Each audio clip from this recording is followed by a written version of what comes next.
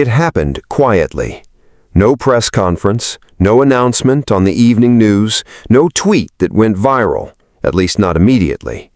On June 2nd, 2026, while most Canadians were sleeping, a document landed in Washington that will change the trade relationship between the United States and Canada forever.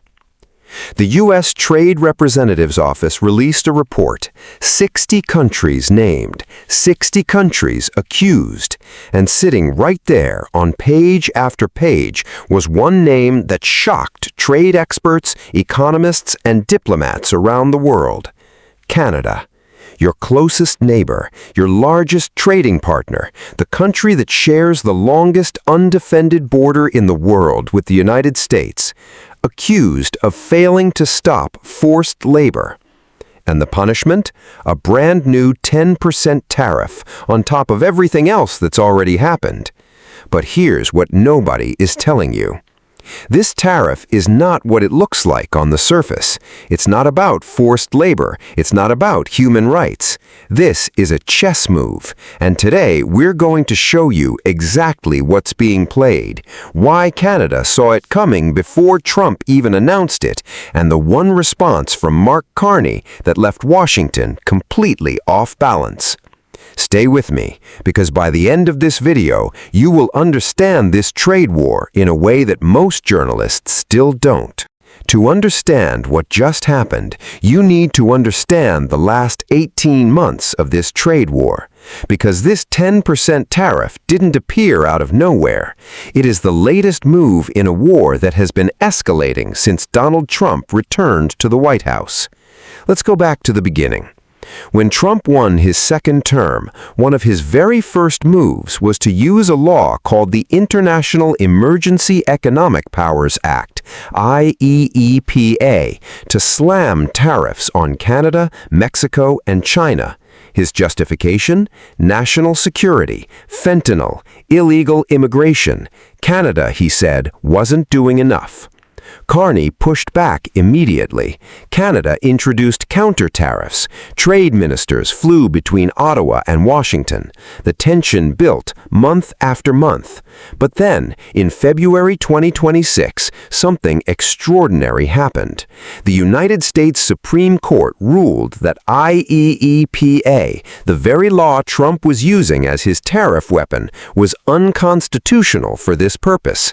The president's favorite tool had just been ripped from his hands.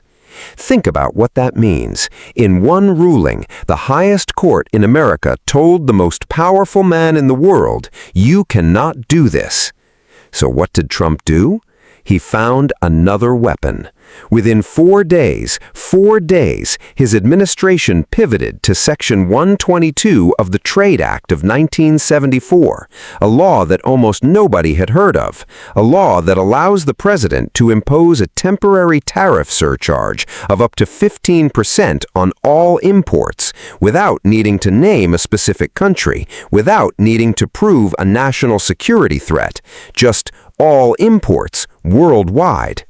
And he set it at 10%, then raised it to 15%.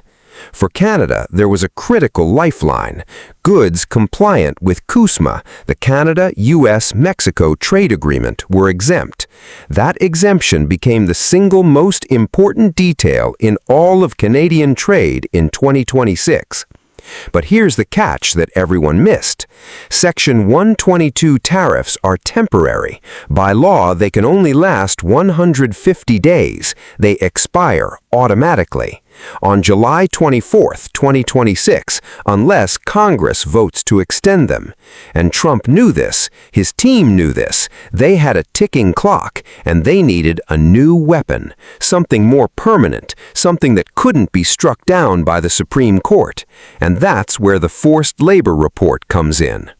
On March 12, 2026, 3 weeks after the Supreme Court ruling, the U.S. Trade Representative quietly launched 60 separate investigations, one for each country on a list. Investigations into what they called failure to impose and effectively enforce a prohibition on the importation of goods produced with forced labor. 60 countries, including Canada. The legal tool? Section 301 of the Trade Act of 1974. Now, Section 301 is not new. You've heard of it before. It's the same law the U.S. used to impose massive tariffs on China during Trump's first term, hundreds of billions of dollars in tariffs, and unlike Section 122, which expires in 150 days, Section 301 tariffs can last indefinitely. This is the Trump administration's long game. Replace the temporary tariffs that are about to expire with something permanent, something that has a different justification, something that shifts the moral argument. Instead of saying, we're hitting Canada because of fentanyl, which was always a weak argument given that less than 1% of fentanyl seized at U.S. borders comes from Canada, now they're saying, we're hitting Canada because they're allowing goods made with forced labor into our supply chain. It's a completely different moral frame, and it's much harder to argue against. Who wants to defend forced labor? Nobody. But here's what trade experts found when they actually read the USTR report. Canada was listed as having varying degrees of ineffective enforcement, not as a major violator. The report cited a 2021 study by a human rights group identifying risks in Canadian supply chains for products like seafood, coffee, and cocoa. Risks, not proven violations. Risks. And based on that, a 10% tariff on all non-CUSMA-compliant Canadian exports to the United States. The penalty for a risk assessment? 10%. Meanwhile, dozens of other countries with worse records got 12.5%.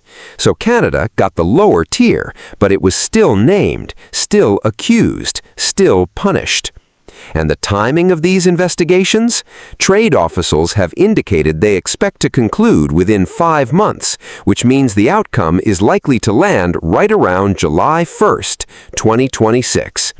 July 1st, Canada Day, and also the deadline for the CUSMA Trade Agreement Review. This is not a coincidence. Let me show you the trap. Trump's 122 tariffs expire July 24th. The CUSMA Trade Agreement Review deadline is July 1st. The Section 301 forced labor investigation concludes around the same time. All of it converges in one single month. This is what strategists call a pressure point. You compress all your leverage into one moment. You force the other side to negotiate under maximum stress. The message to Canada is crystal clear, even if it's never said out loud. Come to the table before July, agree to our terms on CUSMA, or watch the exemptions disappear and face permanent Section 301 tariffs that your Supreme Court can't save you from. Because here's the thing about Section 301 that should terrify Canadian exporters. When Section 301 tariffs are imposed, there is no guarantee, none, that CUSMA-compliant goods will be exempt. The forced labor tariffs could be structured differently. They could apply to everything from Canada: cars, lumber, agricultural goods, energy. The Trump administration has not committed to maintaining the CUSMA exemption under Section 301, and that is the gun on the table. In 2025, the United States imposed tariffs on roughly $50 billion worth of Canadian exports. Steel and aluminum alone face 50% tariffs on top of everything else. Canadian businesses have been bleeding for over a year. Now, with July approaching, Washington is essentially saying, negotiate now on our terms or watch this permanent and worse. This is the context that most news headlines are completely missing when they report on the forced labor tariff. It's not about forced labor. It's about July. It's about CUSMA. It's about who blinks first. And that's where Mark Carney made his move. When the USTR report dropped on June 2nd, every camera in Ottawa turned to Mark Carney. What would he say? Would he rage? Would he threaten counter-tariffs? Would he call Trump's bluff? Reporters jostled for position, microphones extended, the question hung in the air. And Mark Carney looked at the cameras, calm, measured, unbothered, and said something that wasn't what anyone expected. He said Canada was not surprised. This does not come as a surprise, his trade minister Dominic LeBlanc wrote, because the United States had already told Canada this was coming. The Section 122 tariffs were temporary. Everyone knew they'd be replaced. The only question was how. But Carney went further, and this is where it gets interesting. Instead of attacking the forced labor accusation, instead of calling it hypocritical or politically motivated, Carney agreed with the principle. He stood in front of reporters in Ottawa and said, "Canada has a very strong legislative regime against forced labor in supply chains. We don't want any element of forced labor coming in goods and services, and we want to use our influence to eliminate this." And then he announced that his government would soon introduce new legislation to strengthen Canada's enforcement on forced labor in supply chains. Think about what just happened. Trump accused Canada of not doing enough on forced labor. Canada's response was, "You're right, and we're going to do more. Here's our plan." Not a fight, not a denial. Agreement with an action plan. This is called political judo. You take the force of your opponent's attack and redirect it. Instead of fighting the accusation, you absorb it and turn it into a demonstration of good faith. Now Trump has a problem.